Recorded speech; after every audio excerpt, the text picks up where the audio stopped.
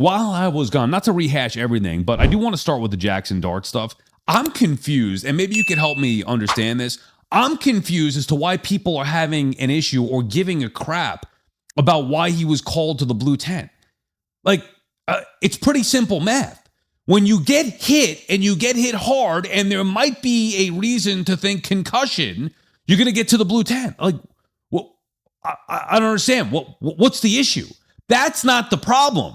The problem or the conversation should be about, well, two things, really. One, why was Tyrone Tracy not able to protect Jackson Dart, which is the right thing that John Harbaugh was saying afterward. Hey, it's a simple protection play. You've got to be able to make that. If you can't block, you're not going to be on the field. And what does he do immediately after? They go inquire about Najee Harris, see if he's available. If you don't protect the quarterback, you won't play.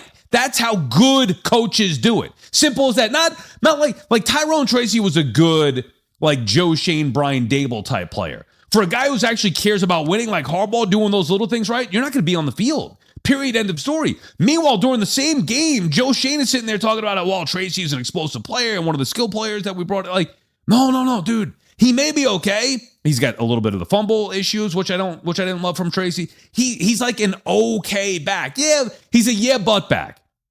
He's good, but he's good, but he fumbles a little bit. He can't protect. Like, that's sloppy. That shit will not be tolerated under Harbaugh, nor should it be. You want to start winning games? Then you got to clean that stuff up. So that should be the big issue. And it seems like a lot of fans were yelling at the NFL for putting Dart in the tent.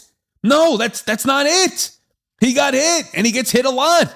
And he looked like he was banged up. I mean, what are you supposed to play it out? Like, isn't there a procedure here? Who goes in the tent, who doesn't? So why does he got to miss a couple of plays? That's the rules. Like, they're trying to protect the players. I don't understand why people are getting... Look, I'll be the first one to get on the league when need be. This is not about the league. Not about that. Now, the other part to it, so we know who was responsible for that. With Tracy, this was not Dart being foolish or reckless, whatever. Although you watch him play, he's still doing the same thing, trying to extend the play as he should. Extending plays, going to be running and trying to get those first downs. That's just the way that he is. But on the plays that you need to protect him, simple ones, you better. You can't be taking those extra hits. So, Harbaugh's understanding of that. We all understand what happened there. And forget the stupid blue tent thing. Like, that's not the NFL's fault. He won't be going to the blue tent if he doesn't get hit. Period. End of story. So then the other question becomes, how often should he be playing? Or how often should the players in a league be playing? You saw this happen with Jeremiah Love in Arizona. He got hurt. I saw some people complaining about that. Like, correct me if I'm wrong. For years, I know not the recent years, but going back years, players played in the preseason. It is how you get ready for the regular season. You have two options. And nowadays, where obviously there's lesser preseason because the injuries mount up and the games don't mean anything, and coaches, over time, it became more important for coaches to protect their players and rest their players, as opposed to back in the old days, how they would want the players to play to actually get ready for week one. And what has happened because of that is week 1 through 4, essentially, and this is not just my opinion. I've talked to plenty of people around the league about this, cover the league, whatever it may be. It's a fact. We all know it as fans watching it. Now, the first 4 weeks are essentially preseason, but the games count. So that's kind of the modern way where there's slop all over the place. You don't really know what teams are going to be. They're figuring it out as they go because nobody played in the preseason. You just saw Tom Brady come out and say this, I think it was last night or yesterday, talking about how, hey, I'm a football player. You had to kill me to get me off the field. I wanted to be on the field at all times. Football players should want to play. None of this nonsense, whether it's preseason or not, doesn't matter. Like, do you want to play to get better and get acclimated and get ready for the regular season so you can hit the ground running in week 1? Which is why I like what Harbaugh's doing with Jackson Dart. He very easily could say, Dart's always been banged up, whatever. I'd rather have him there healthy week 1. Or he could say, look, I'm trying to get my football team ready to compete in week 1. I want them to win week 1.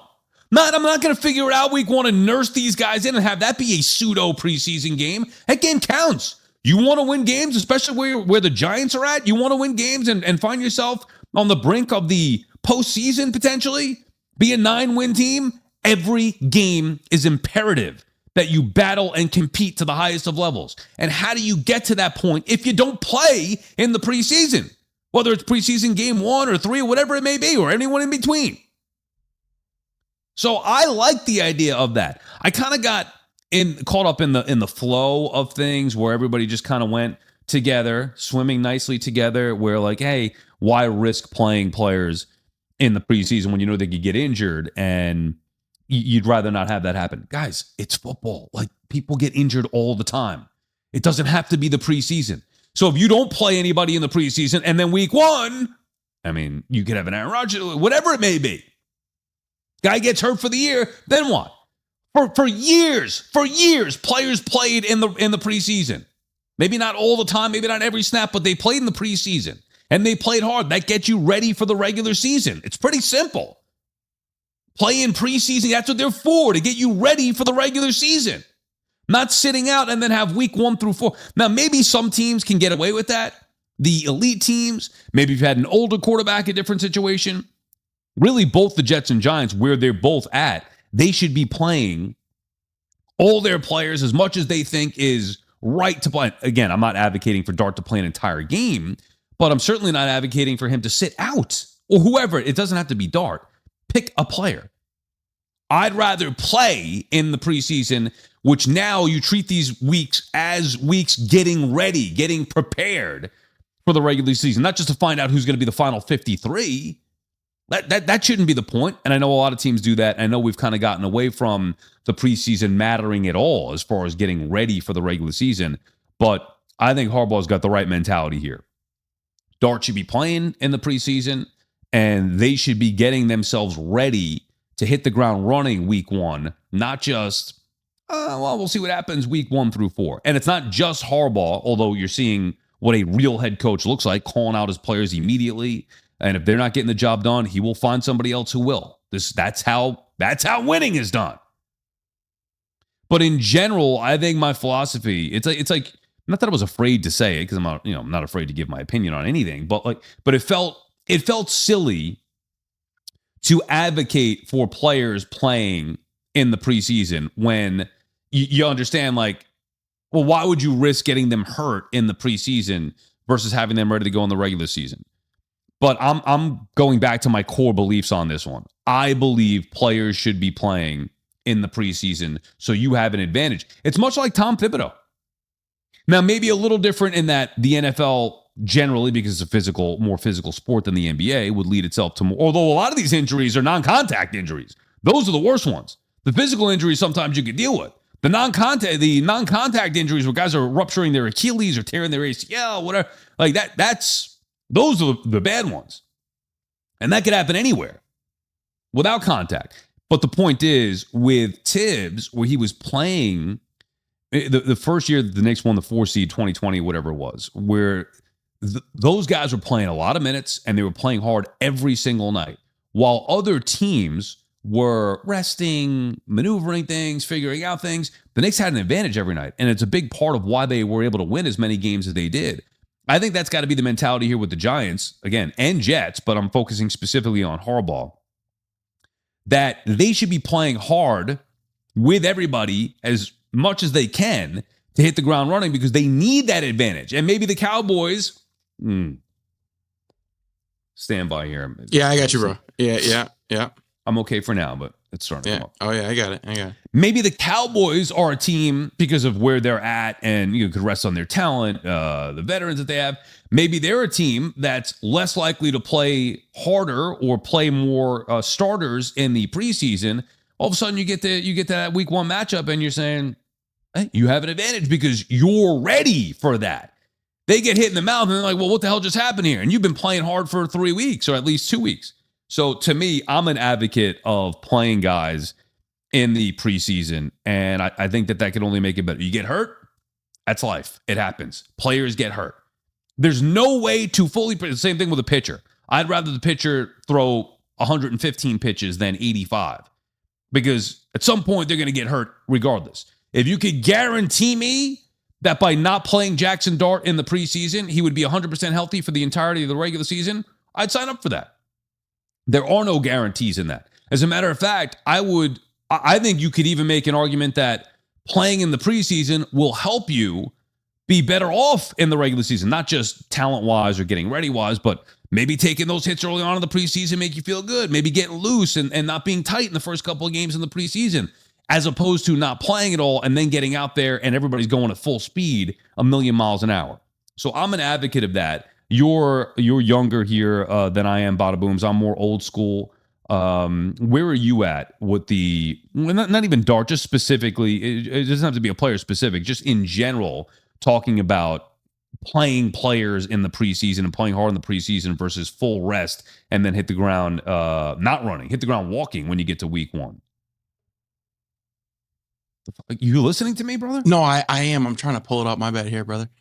I'm actually a very big advocate of the hardball process in general, which includes the playing of the preseason. Because if you look at hardball teams historically, I love that we're talking about football. It's getting me real juiced right now.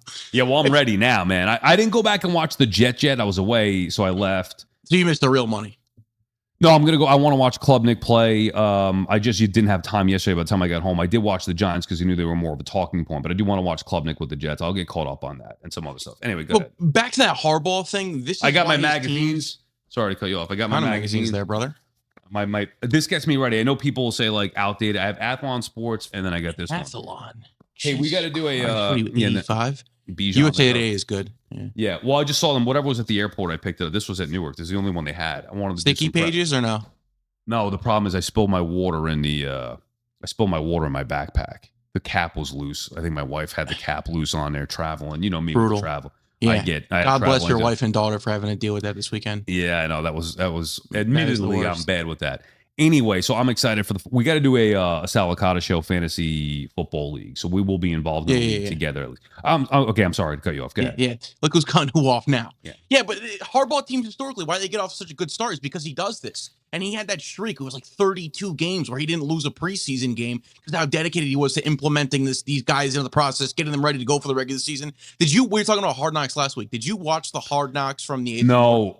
No. AFC North? Yes, where it was Tomlin, Harbaugh, Stefanski. I did. That was the last time. That was last season, in season, or 2 years ago? 2 years ago. 2 years ago. I did watch some of it in season. Yes, I did.